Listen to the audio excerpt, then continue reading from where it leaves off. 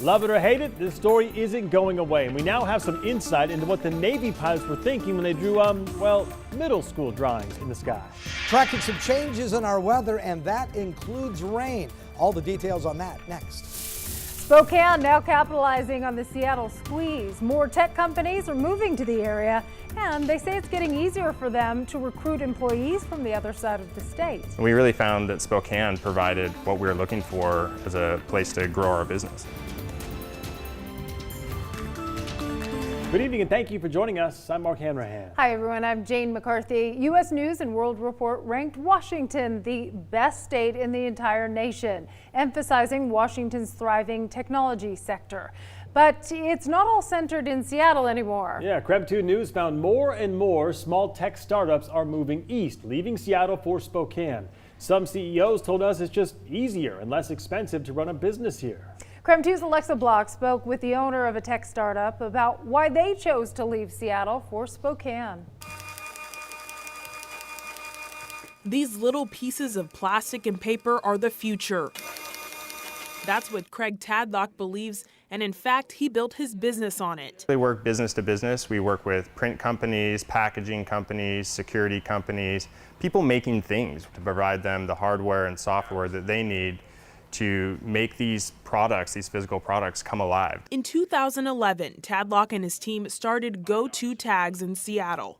They make tags for products which hold data that can be accessed by your smartphone. This is all about taking objects in the physical world, tagging them so that they can be interacted with. The company started to take off, garnering customers from around the globe. But as the years went on, it became difficult to sustain a small company in Seattle. It was expensive, the cost of living, our office rent was about to double or triple. Employees were having long commutes. A year ago, Tadlock decided to return to his hometown of Spokane and continue to grow his business. Tadlock says they've been able to save money and recruit local talent. Better for our employees, better for the business, and lower costs just made more sense for us. And it's starting to click for other tech firms. Cost of doing business is extremely high in those metropolitan areas, and so, and especially with startup companies that really, it takes a while to become profitable. So they've got to survive as long as they can until they can turn profitable. They've got to be able to cut costs wherever they can, and so they're looking for other cost options, other community options. So the future looks to be bright for tech in Spokane. And I've always thought that Spokane was ready to kind of see a new generation of companies come to it. In Spokane, Alexa Block, KREM 2 News. Well, in other news tonight, investigators are on their way to a remote part of Alaska to learn what caused two small planes to crash mid-flight.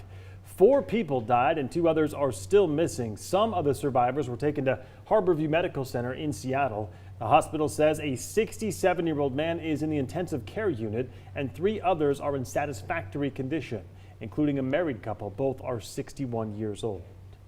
Well, Gonzaga alumni and professors helped rescue a group of hikers on a snow-packed mountain. It was in California. It happened last week. A bunch of Stanford grad students hiked up California's Mount Whitney, and then things got dangerous. And that is when 13 Gonzaga alums and professors stepped in to help rescue the group.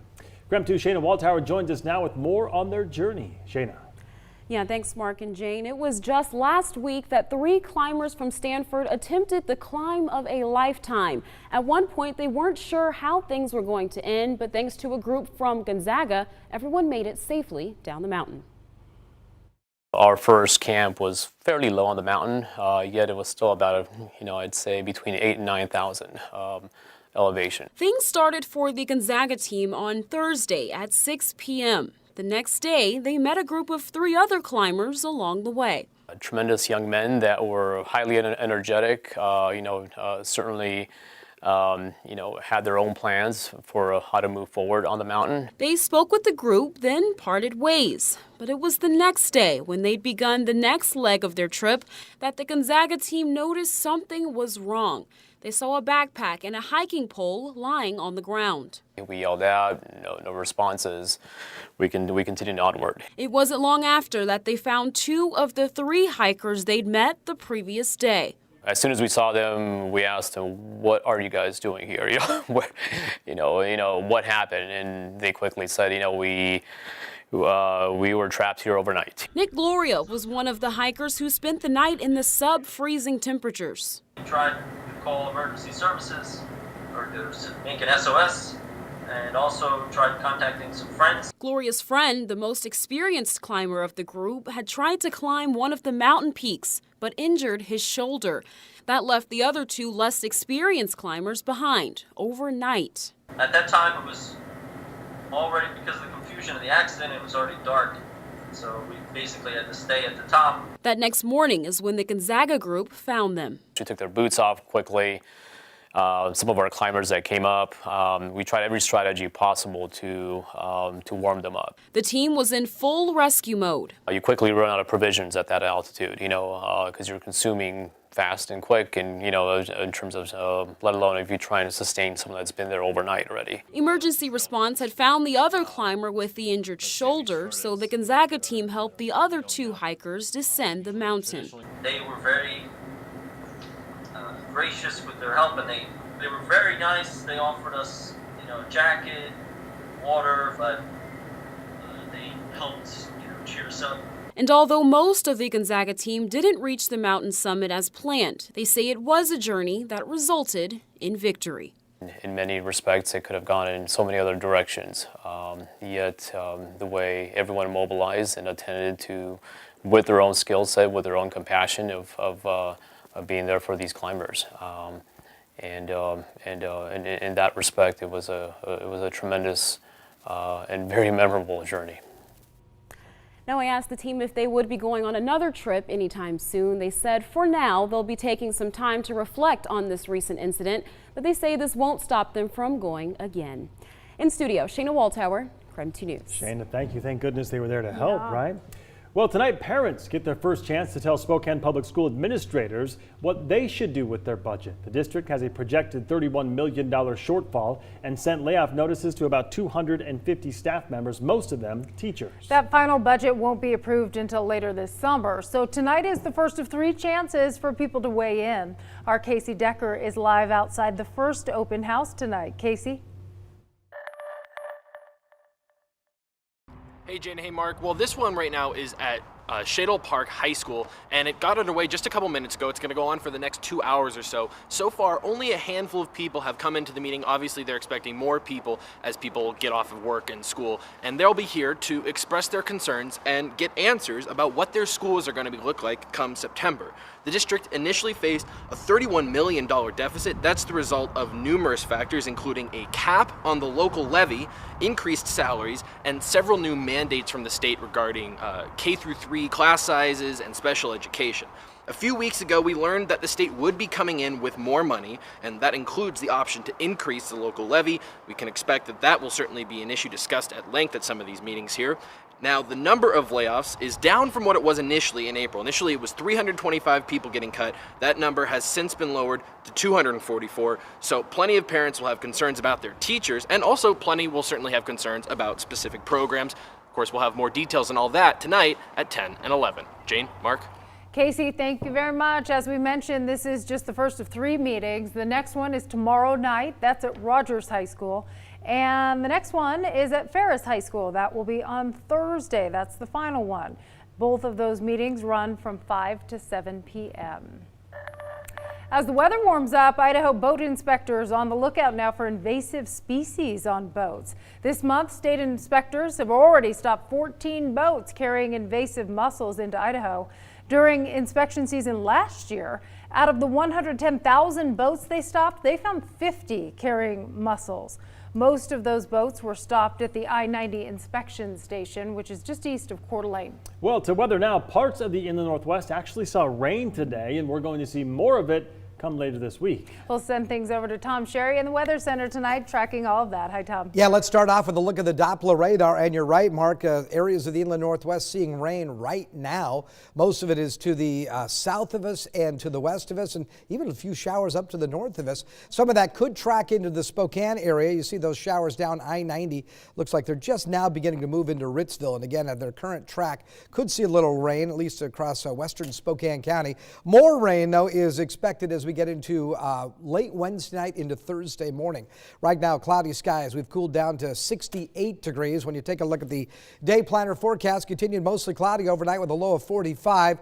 Look for a chance of a few showers tomorrow afternoon. We'll look for a high of 72. But again, I think most of our rain is going to be in the overnight hours, early Thursday morning. When you take a look at the temperature trend over the next 7 days, low 70s for tomorrow and Thursday, and then look at that cold front or cool front move in Thursday into Friday down to 57 degrees. Yeah, Friday will also be wet. Look for a chance of a few showers on Saturday. Better chance into Sunday, and you can see temperatures remaining below average through Tuesday of next week. I'll have more in your forecast coming up in a few minutes. Sounds good, Tom. Thank you very much. When KREM 2 News broke the story of the obscene sky drawings by Navy pilots over Okanagan County almost 2 years ago, it blew up into the most read story in the history of KREM.com. And now we have learned the pilots thought no one would ever see those drawings. And you won't see them on TV either, by the way. Just like 2 years ago, we get this is not the most important thing happening today. But it is far and away the most read story on our website today, with thousands of people reading about the Navy's investigation now into those drawings. And through a Freedom of Information Act request, the Navy Times reports the pilots were just burning time during a training session. KREM 2's Amanda Rowley shares what investigators reveal. This drawing in the sky sparked quite a bit of conversation about 2 years ago. Since then, we've all been wondering what went on in that plane leading up to this infamous but obscene drawing. Now, the Navy Times obtained a copy of the military investigation. Part of it includes the video recording inside the plane. Now, we can't repeat all that was said between the pilots, but here's the gist of it. One pilot suggested they do the drawing. The other agreed it would be funny and how easy it would be to make that shape in the sky. The pilot said he would basically draw a figure 8, turn around, and come back.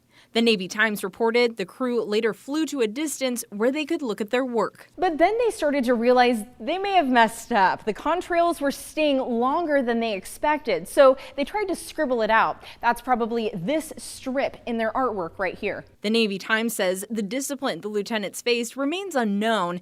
The squadron's commanding officer was furious and asked them if they realized the ramifications of what they did. I know, we're all thinking it may have gone something like this. Do your snot-nosed jockeys did a flyby on my tower at over 400 knots.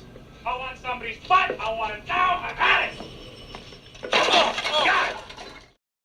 That's twice. The executive officer wrote in a summary the pilots were remorseful and apologized. Navy officials said the investigating officer recommended they receive non-punitive letters of instruction. Well, I'm glad to see that they investigated it. Janet Burns is the OMAC woman who reported the phallic object in the sky by making a call into the KREM 2 newsroom. Hopefully they didn't put as much money into it as the fuel used and burned to draw it.